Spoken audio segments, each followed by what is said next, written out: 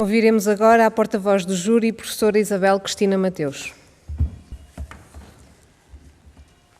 Quero, antes de mais, cumprimentar o Sr. Presidente da Câmara, o Sr. Presidente da Assembleia Municipal e os Srs. Vereadores aqui presentes, o Presidente da Associação Portuguesa de Escritores e, naturalmente, felicitar o vencedor deste prémio, Grande Prémio de Poesia Teixeira de Pascoais. Na qualidade de porta-voz do júri do Grande Prémio de Poesia Teixeira de Pascoais, constituído pelo Presidente da Associação Portuguesa de Escritores, José Manuel Mendes, pelo Cardeal e poeta José Tolentino de Mendonça, pela professora Clara Rocha e por mim própria, cumpre-me, antes de mais, felicitar Luís Filipe Castro Mendes pela obra Poemas Reunidos, vencedora por unanimidade do Grande Prémio de Poesia, na sua 6ª edição, 2018-2019. O nome de Luís Filipe Castro Mendes vem assim juntar-se a uma lista de nomes de referência, vozes de primeiríssima água na poesia portuguesa contemporânea, para cujo reconhecimento este prémio muito tem contribuído ao longo dos anos. Vozes como as de Fernando Guimarães, Luís Quintais, Daniel Jonas, António Carlos Cortês ou mesmo a do poeta José Tolentino Mendonça, que integrou o júri desta 6ª edição.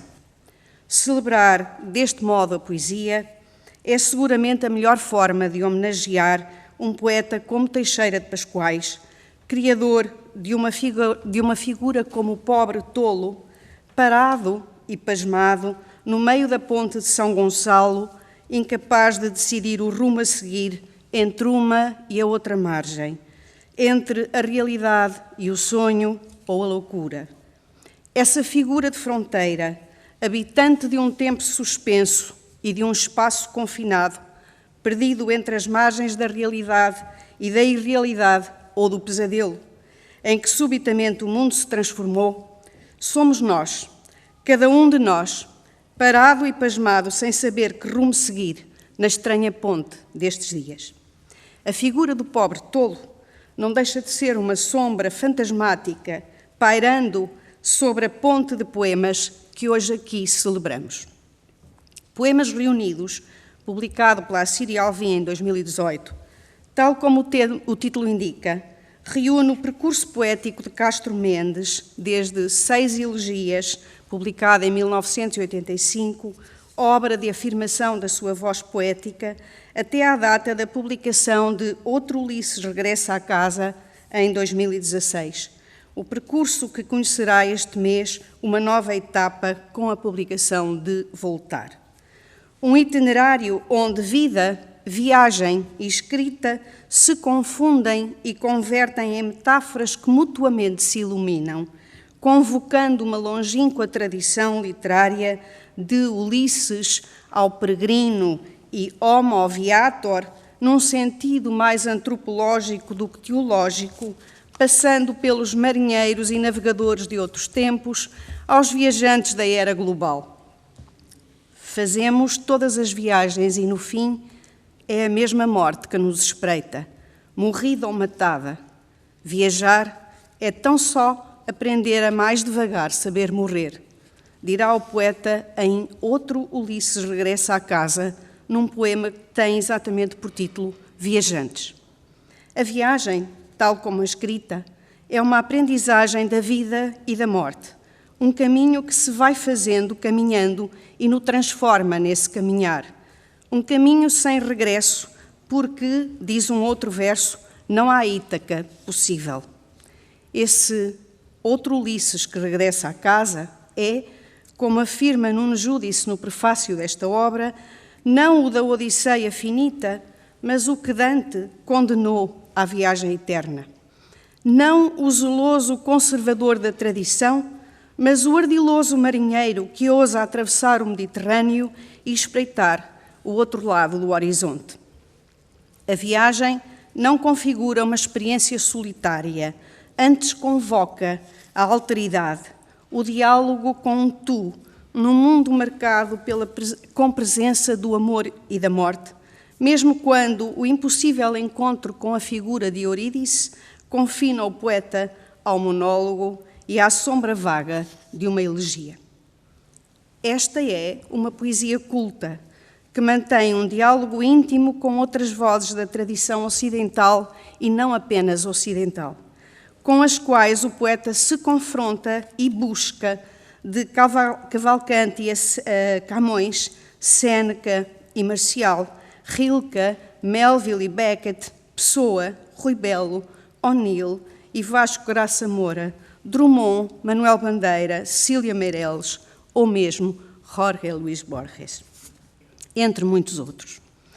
Uma poesia que cultiva um diálogo criativo com os textos e as formas clássicas, nomeadamente a elegia e o soneto, desafiando-as, refrescando-as, graças ao olhar do poeta, apurado pelas lentes do modernismo e das vanguardas, em particular do surrealismo, depurado pela ironia, quando não pela autoironia, e pelo relativismo da contemporaneidade, como deixa entrever um poema como o sol negro da melancolia não bronzeia nem alivia, ou a irónica interrogação de um orientalista confessa-se: que faço eu aqui, entre deuses farsantes e programas para computador? Os meus textos não têm serventia, o crescimento do PIB é triste, e eu já li tantos livros.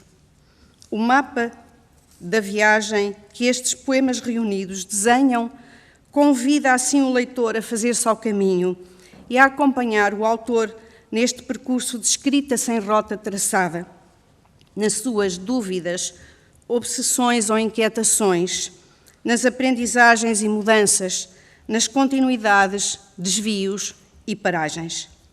Avisado embora esse leitor pelo autor de que pelo caminho encontrará muitas alusões, referências e citações encapotadas às quais não deve ligar demasiado para não correr o risco de se perder. Esta proximidade com a tradição e a memória cultural ocidental em tempos de distanciamento, se não mesmo de distância higiênica, esta abertura ao outro e ao jogo dialógico e criativo como modo de pensar o presente, de dizer o novo ou o diferente, ou de denunciar as contradições da história, do cotidiano, ou mesmo íntimas, sob o registro da paródia ou da contrafação irónica, foi uma das razões que o júri entendeu sublinhar na obra poética de Luís Filipe Castro Mendes. Assim como entendeu valorizar a ponte que esta escrita estabelece com outras culturas, com o Brasil e, em especial, com a Índia, o Camboja, o Oriente. Patentes no conjunto de poemas que integram Lendas da Índia, onde o poeta se cruza e se confronta com o diplomata e o diálogo cede lugar à interrogação e à autocrítica. Talvez os portugueses tenham desfigurado as estátuas por julgarem ofender a fé de Cristo, mas não deixou nunca de nos enfrentar o sorriso de Shiva, que sabe alguma coisa que nós nunca chegámos a saber. Para Luís Filipe de Castro Mendes, O Jogo de Fazer Versos, título de um volume de poesia publicado em 94, nasce de ecos vários, de viagens e paisagens, dos gestos e das vozes, dos objetos e situações do cotidiano, das imagens de um filme, dos versos ou das histórias, de uma tela de Van Gogh ou Magritte, gravadas na memória.